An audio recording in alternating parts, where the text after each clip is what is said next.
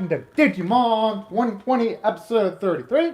I'll be watching it from Crunchyroll's website, and I'll be starting my reaction from the minute and 35-second mark in 1-0 go.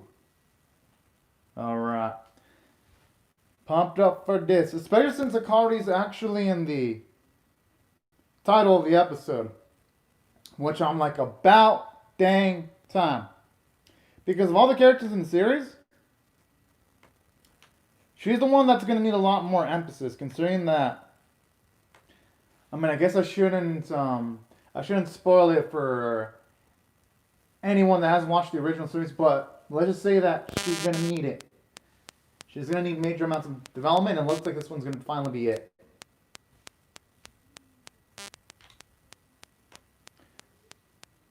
Honestly, though, with the way just, I wonder what it's going to do with that crystal-looking thing, though.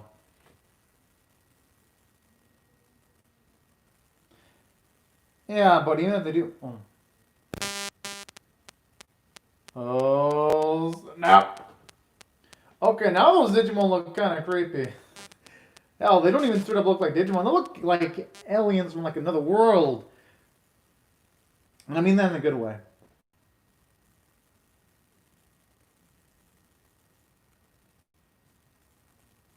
Huh.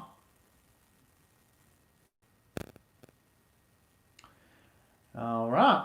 At least now we know a name to put up behind one of the major oppositions that they're all going to have to deal with in the series, at least in due time.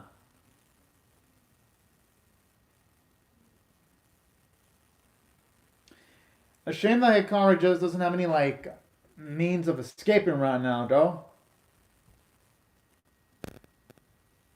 The Hikari of Dawn.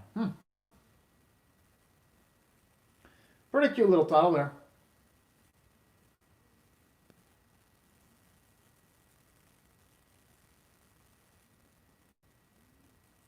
Yeah, that's the issue. It's going to be up to them to tackle the problem. Okay, how long is Shio going to be in the bathing area?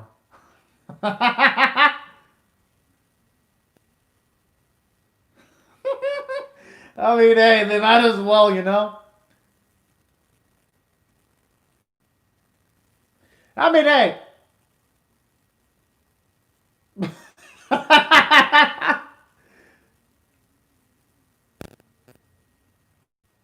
Oh, okay, I guess you can be rich in that world too.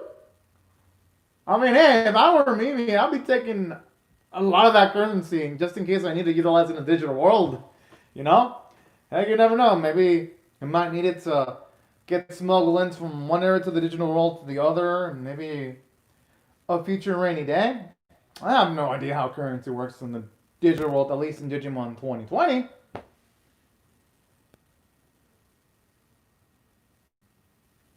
Well, yeah, not just that. Kosho can't really take a break either, because if he does, a lot of people could lose their lives. I mean, the implications of him taking a break, they're pretty dire, so... As fucked up as it sounds, he's got to work himself to the bone. Dun, dun. Yeah, I love this epic track. Dun.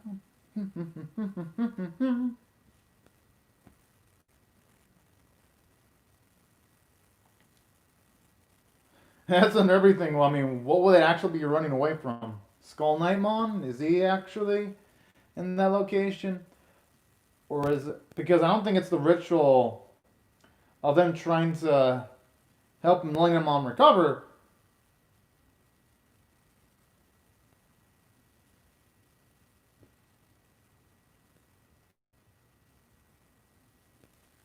And you know, I'm actually gonna praise the bravery of Commandamon, considering the fact that they always go into locations with some of the most epic and devious looking Digimon. That Digimon's got sheer on willpower and conviction.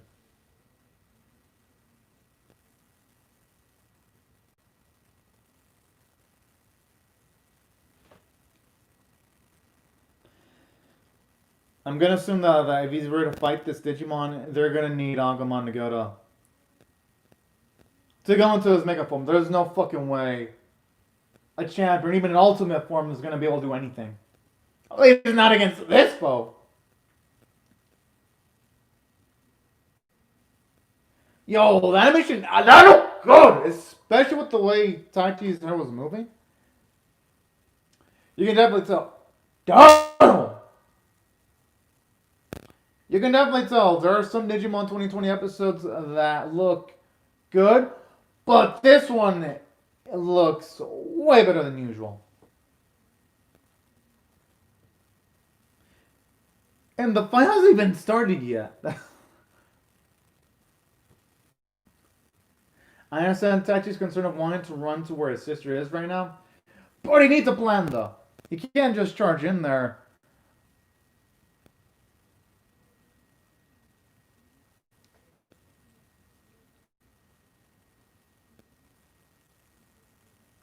Yeah, but the thing is though, ain't like the Digimon that Sky Hikari at the palm of his hands and be like, yeah, let me just give it your sister. No, there's no way that's gonna happen. Taichi and Agumon, they're gonna have to probably prepare for the battle of their fight of the labs.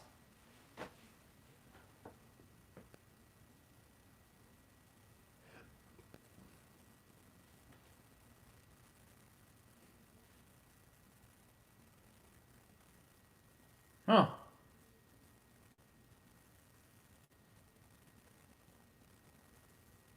Okay. So what, is he gonna sacrifice himself to help the process of reviving the Millennium Mon then? And is he gonna potentially use Hikari as some kind of catalyst for that? No fucking way is he gonna be able to do that, because we see Hikari in the ED with their cute little Digimon.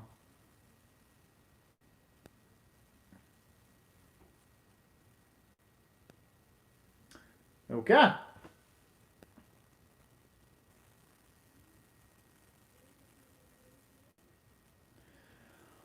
Okay, why the fuck? Okay, I'm wondering, why would Skull Knight agree to this, though? Agree for himself to be a sacrifice? That's my biggest question.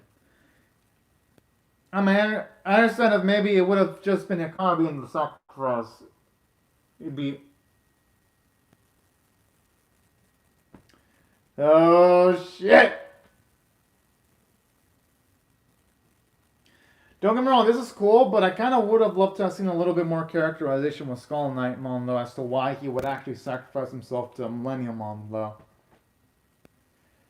That's the only thing that feels a little bit rushed this episode. But other than that, it has been an epic start so far, though. But I do have to mention that, because I can't just be like, oh yeah, the fights in Digimon 2020 look cool, and just ignore the issues that show up in the series on occasions. I can't do that.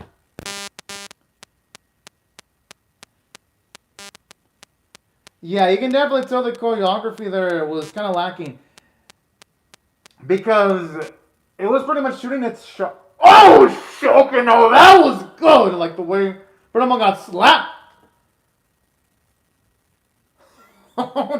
It like the sparkles and like an explosion too, like the triangular. I like how that's become one of like the noteworthy trademarks in Digimon 22 when there was like an explosion. You see like a cross-like explosion sparkle. Yo, those kind of look like those creatures in those look like the creatures in Dragon Quest Adventure of Dai. They look similar to the ones that Blizzard actually utilizes. Oh, okay, that's... I wonder if it's a reference to that series. And the reason why I say reference is because Toei also animates that series too.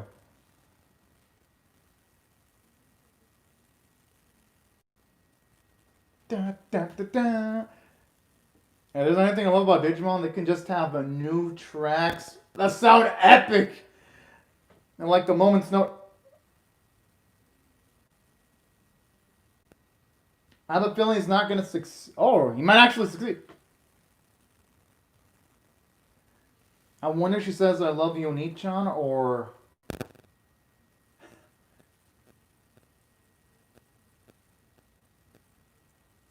oh, talk about being absolutely blue ball there. Although honestly, I'm starting to question Taichi's decision making.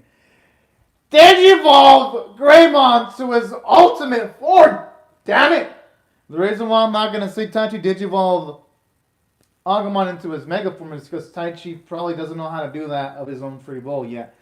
But at least to make him Digivolve into Metal Greymon.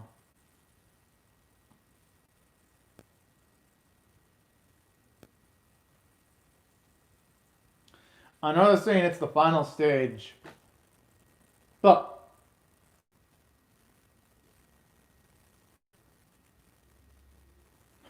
oh, you always got that pissed off face. Oh shit. Oh, we're gonna see War Greymon again. It looks like it. Mm-hmm. Because I don't think he's gonna use. Oh, or maybe he's gonna go. I don't know. Is Metal Greymon gonna be enough though? I mean, Skull Knightmon was already giving them troubles when it was where Garurumon and Metal Greymon. Not that long ago, they were struggling. I mean, is anyone going to be able to do anything?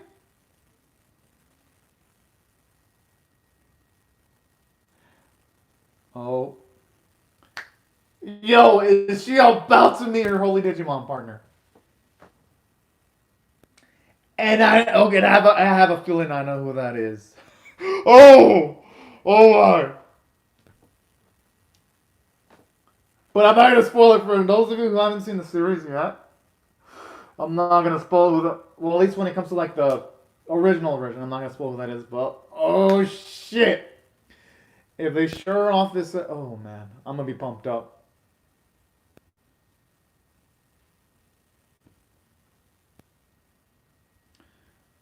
I'm actually liking how he's utilizing his Rogan at the very least.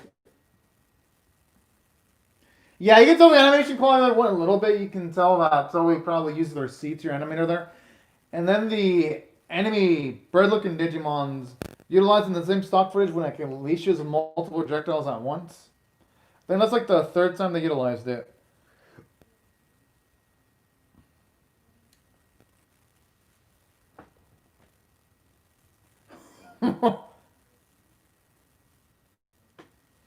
Damn! Okay, now that looked gorgeous. Okay, Biggest One just treated all those alpha looking Digimon as if they were scrubs. Alright, now this is what I love to see right here. And yeah, the choreography is noticeably better because this a few months ago, the animation of all the Taichi ones was good. Now it looks really good again.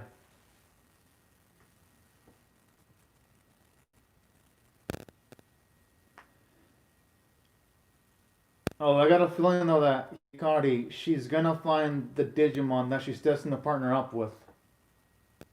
Kind of reminds me when Patamon was trapped. Well, I should say Anjumon was trapped, and Takeda was the one who released them, and that ended up giving Taichi and Yamato the upper hand. I feel like it's gonna go a similar route. And it's almost set up the same way too, because you got Skull Knight involved too. In this specific fight scene.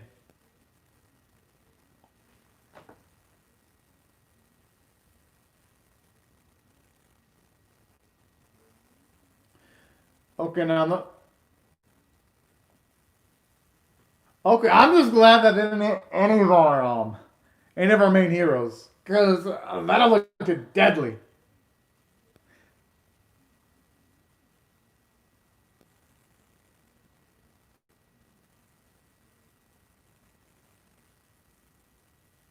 Then I was kind of hoping they were actually going to reveal the words of Hikari right there.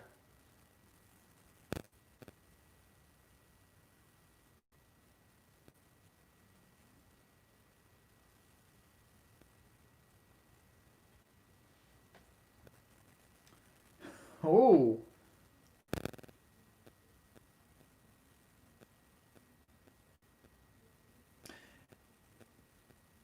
And finally, you know what else I like about this scene too? They're actually giving Hikari some genuine character development instead of her being absolutely passive, just being told what she's supposed to do, like when she was told to go into the digital world. I like how here she's finally trying to get to that source of light, and she's actually trying to do something of her own free will. I'm like, good. This is the type of assertive Hikari I actually like to see. Not the Hikari that mostly just says nothing when they first introduced her in the series. So this is actually pretty nice. Yo, it's got him! Oh, yes! Oh, man, one of my favorite Digimon! Oh, man, I remember that crest. Oh, man, the nostalgia. B-O-N-E-R is strong with me. Yes, this is beautiful! Alright. There it is, our beautiful kitten.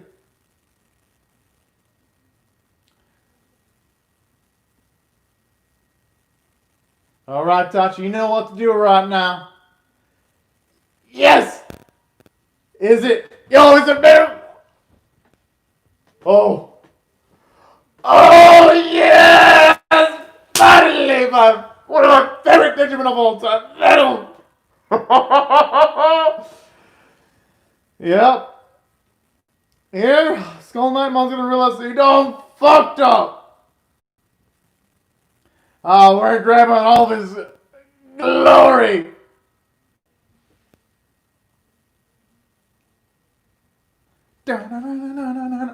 Yo, this track. Oh, that it's gore as fuck. Yo,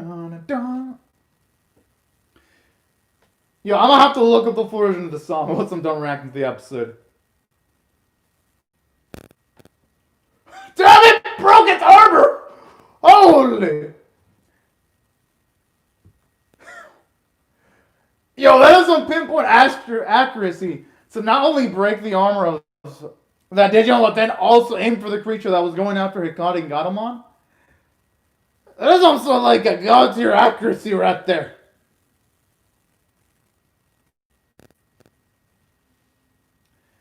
Yo, that's just styling right there. You been going as far as something like a explosion behind War Grandma. Now that's how you make your Digimon absolutely and utterly memorable right here. And that's something I gotta praise the 2020 series for. As a kid, I don't remember. I mean, I remember Lord Grandma being badass, but I don't remember him being this badass.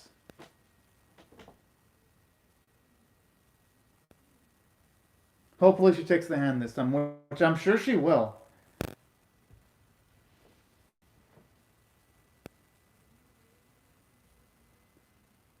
Aww. Oh, so that's why she did it. I actually like that. Love that gutsiness there.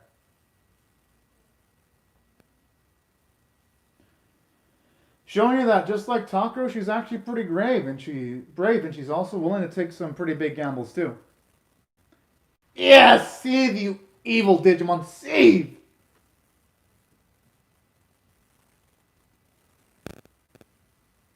Yeah, but what are they going to utilize for the next opportunity then?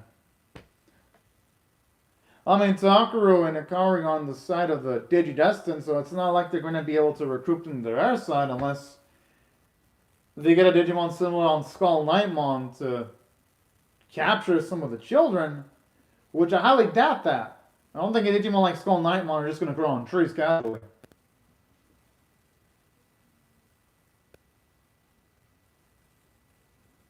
Kind of love how you already have Patamon. You can see. Oh.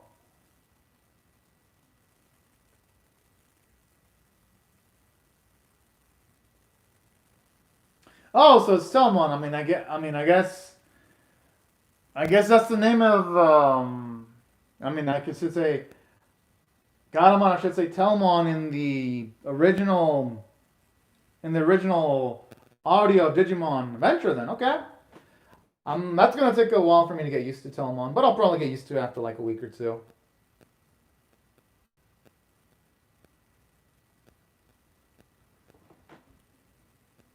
No, don't it?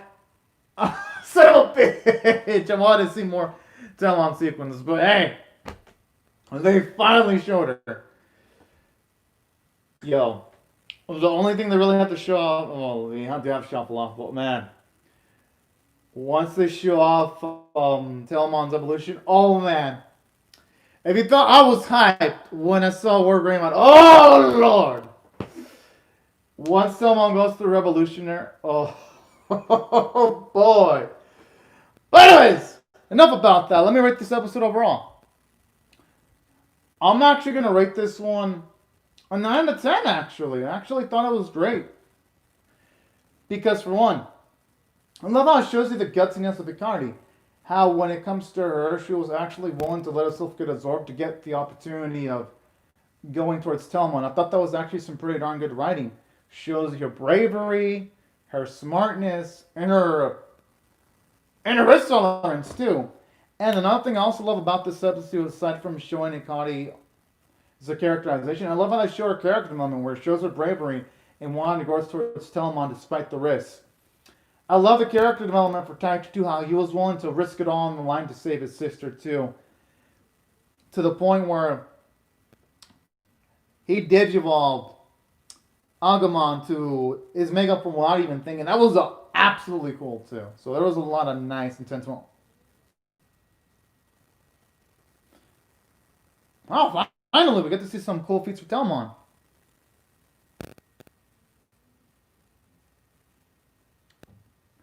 Although in saying that, I just hope for that next week's episode, as much as I do want to see Telemon's evolution, I hope they don't show her evolution to that specific form unless it's a really serious moment though, because when Telemon digivolved into her next form, it was one of the most amazing Digimon, at least in the original series moments. It was one of the best Digimon moments of all time. So if you do digivolve her, I hope they save it. I hope they don't just use it for like a casual episodic fight scene. That would be a little bit disappointing.